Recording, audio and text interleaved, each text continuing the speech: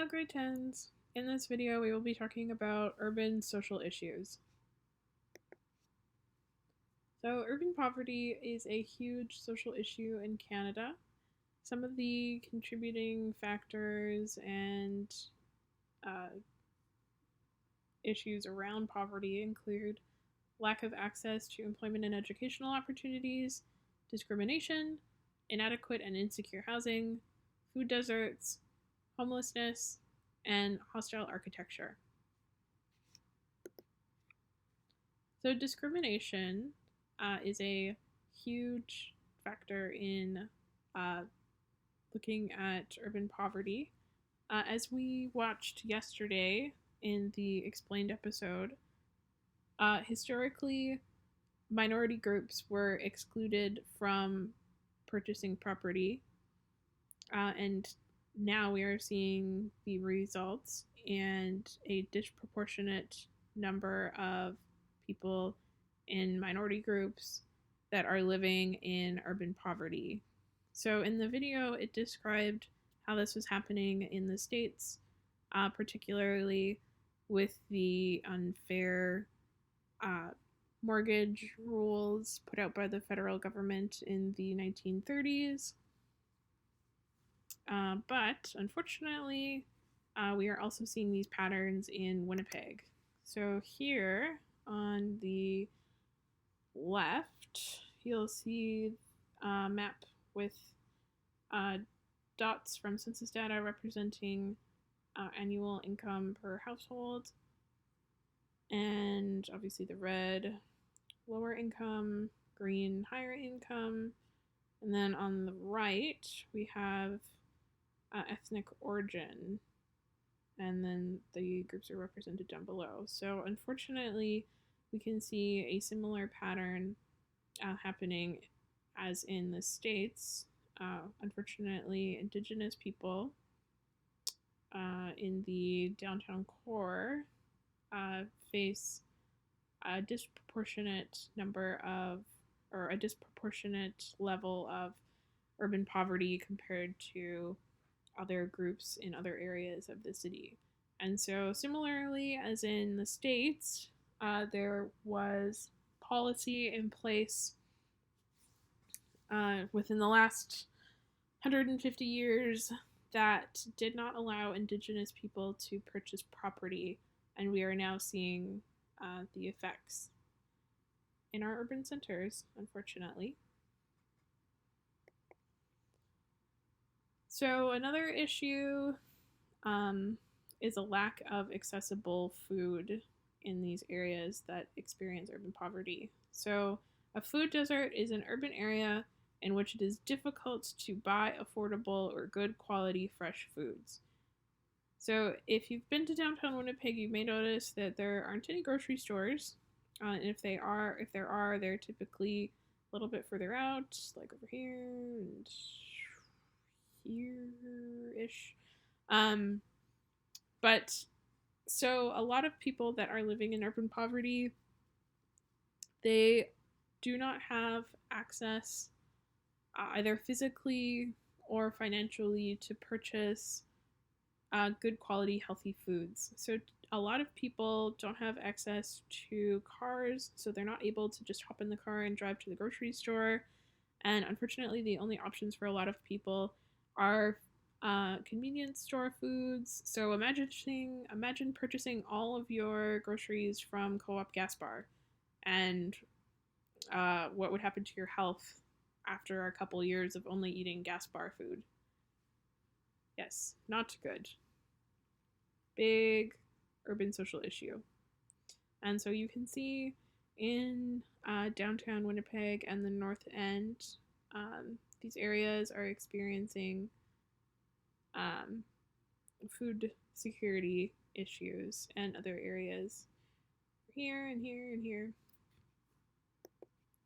So unemployment is also a huge issue. There are a lack of employment opportunities in urban centers. If there are employment opportunities, typically people living in poverty are excluded because they have higher educational requirements or they require you to have a car or wear a suit every day. And unfortunately, those things are out of reach for people living in poverty. Um, Employment opportunities also may be out of the downtown area with affordable housing, and there may not be public transportation options that are feasible for people living in poverty. So these employment opportunities outside of the downtown core are just out of reach.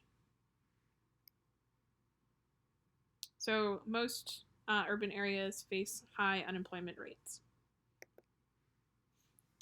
Inadequate and insecure housing.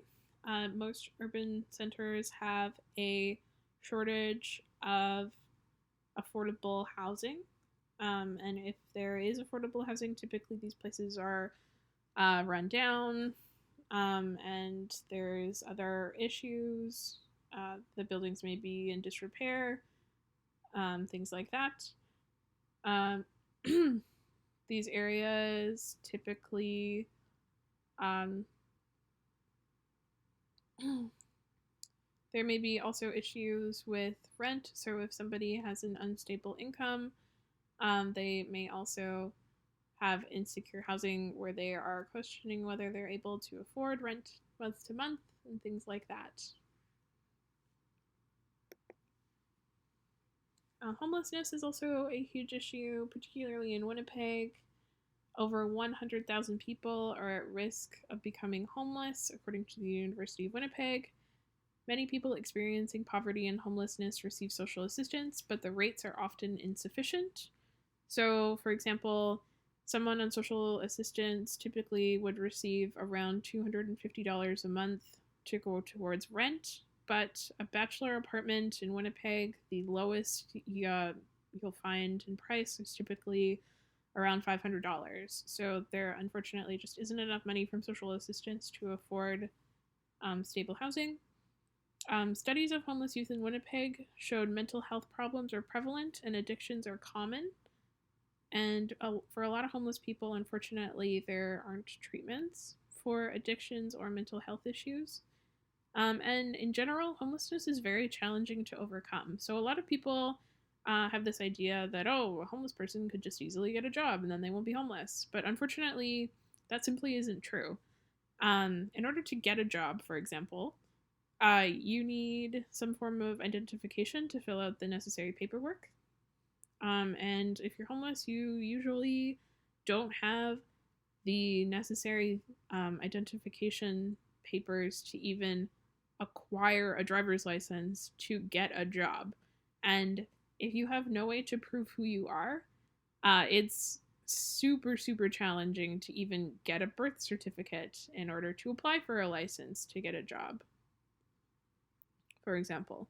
And it's also very challenging to keep a job if you don't have a safe, comfortable place to sleep and shower. Hostile architecture is also an urban issue. So, hostile architecture is a controversial type of urban design, usually aimed at preventing people from using public spaces in an undesirable way. So, for example, we have this bench, which to the untrained eye appears to be just a regular bench, but if you look a little bit closer, you'll notice there are these weird bars, and those are intentional. Kind of uncomfortable, but they're designed so that people are not able to loiter and people aren't able to sleep on these benches. And then similarly here, with this, what I think is a freeway, there are spikes here so that people are not able to sleep. So this is unfair to the people who are most at risk in our society. So it's kind of, yeah, it's an uncomfortable topic because it may prevent people from loitering and people may feel safer, but we're excluding the people in our community that need the most support. So gentrification is also an issue, which is the process of changing the character of a neighborhood through the influx of more affluent residents and businesses. So, for example, if you've been to the Forks lately, you may have noticed that they underwent a big renovation, and so now it looks like this. There are new, trendier restaurants, and here's the common. Um, and you may notice that the demographic of people at the Forks has changed too. So there are more younger people, and people tend to actually gather at the Forks now, whereas before there was a different demographic and it wasn't performing super well. So here's another example. Here's a cute little cocktail bar that has popped up. And then these apartments were clearly renovated, and the facade looks cleaner. It was painted white. And then over here is what it probably looked like before. And this has been untouched. So, what are the pros and cons of gentrification? So, the pros, it improves the standard of living in the area, improved aesthetics, and sometimes it lowers the crime rate. But there are big cons to gentrification as well. So, higher rent costs, higher property taxes, higher cost of living, and the loss of character and culture in an area. So, for example, this it looks like apartment complex was clearly renovated. So the owner probably put money into the building itself, and as a result, the rent probably went up. So the people that lived in this building before, they likely can no longer afford to live here, and they have to find somewhere else to live. So gentrification displaces the current residents of an area.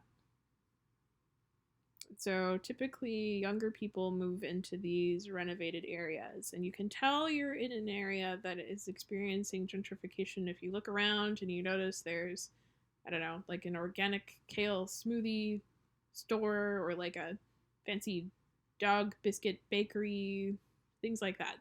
Starbucks, also a telltale sign that an area is experiencing gentrification. And this again displaces the people that are most at risk.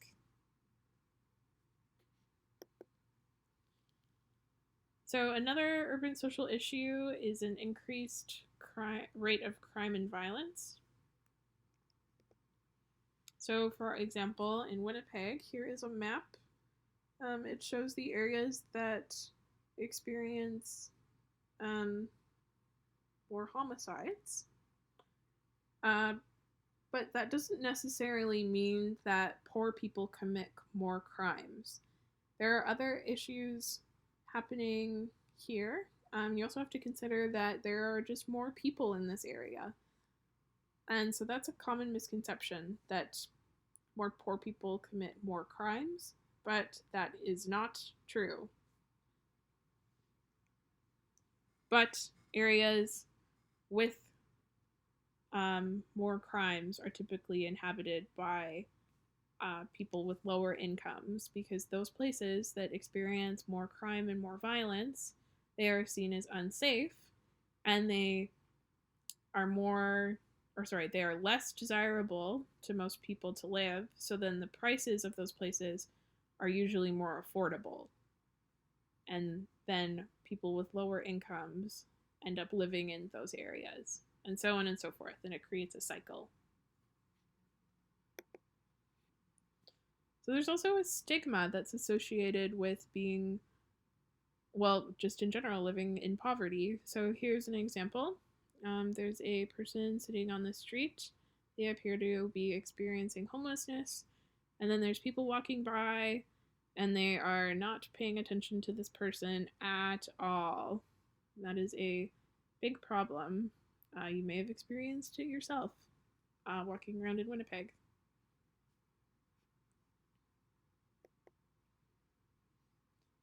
So another example you can see in Canada's poorest neighborhood, downtown Eastside Vancouver.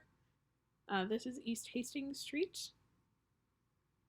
They have a large homeless population that live on the streets, and there is a very high rate of crime, and in the surrounding area, just a lot of poverty.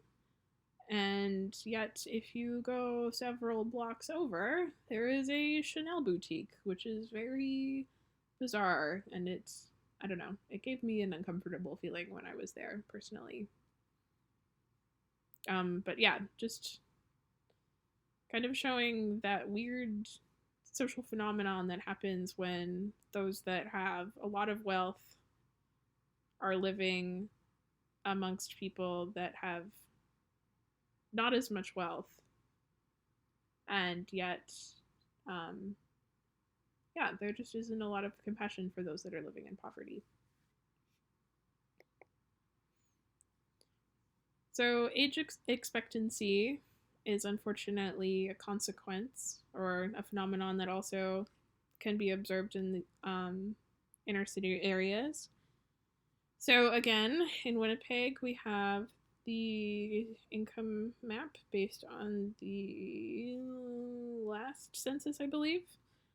And then that's mapped against the average life expectancy of males and females in Winnipeg. So, as you can see, unfortunately, in the area that is primarily in red, the downtown North End area, that area unfortunately has lower life expectancies. And you can see contributing factors like back when we talked about um, inadequate housing.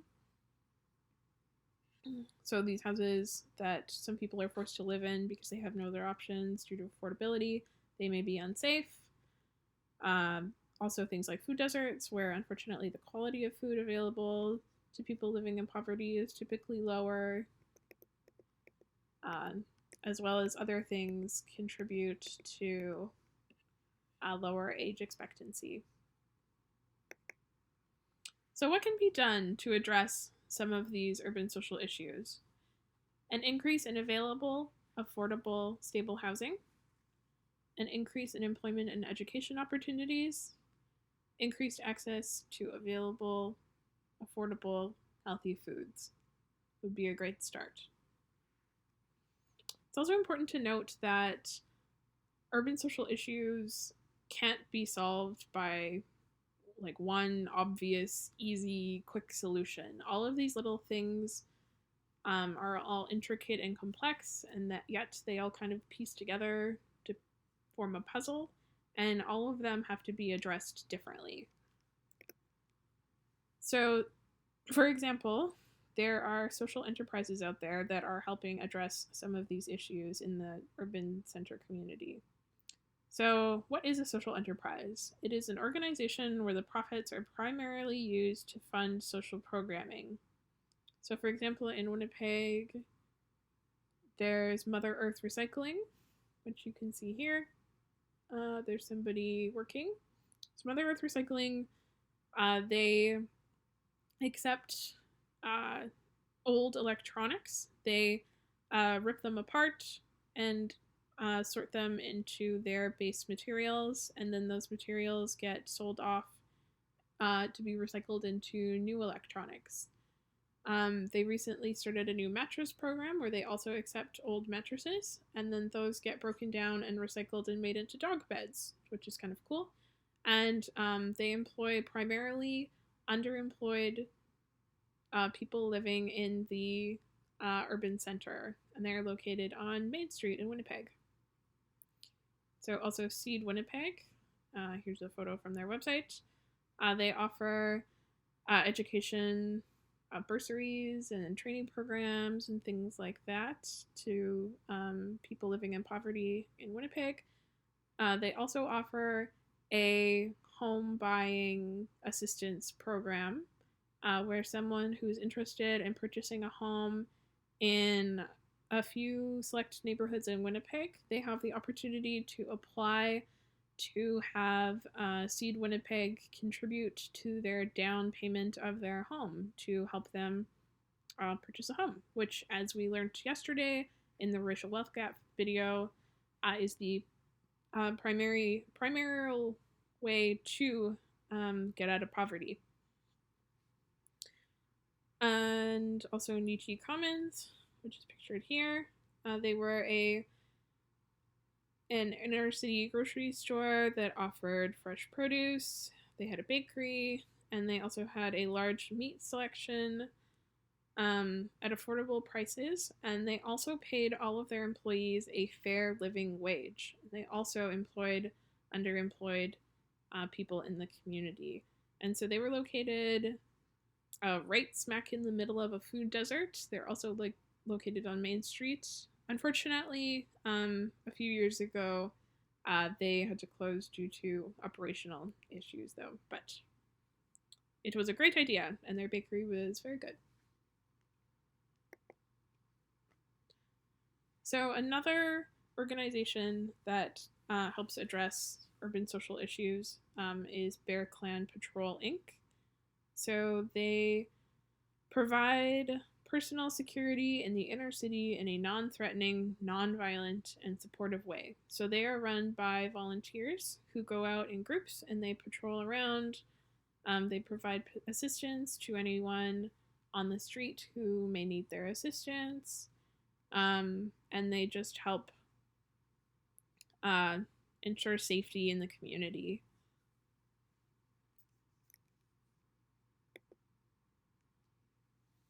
And so sometimes these urban issues can be addressed with creative solutions. So, murals and graffiti. So, there's a phenomenon that happens that typically in places that are covered in graffiti experience high levels of crime, like theft. So, what some organizations have decided to do is to paint over the highly graffitied areas with murals. And that has shown to decrease the amount of crime around that area and also helps people feel safe and improves the area in general as people are more comfortable walking around and they feel safer. So, Take Pride Winnipeg has a program where a business can apply to have a mural painted on their wall. And as Take Pride Winnipeg, they will reach out to local artists, and then the mural is paid for by Take Pride Winnipeg, the business, and then local community groups. And you may notice in Winnipeg we have a lot of murals, and a lot of them are really beautiful. And here are just some examples. So, daily questions. Who is most affected by urban social issues? Have you noticed hostile architecture or gentrification? Describe your experience. And please look up one of the following social enterprises in Winnipeg. What does the organization do? And how do they help solve urban issues? And then I've listed a few, including New Directions Winnipeg, Build Inc., Manitoba Green Retrofit, and Akai Energy. So please fill out your answers and submit them to me.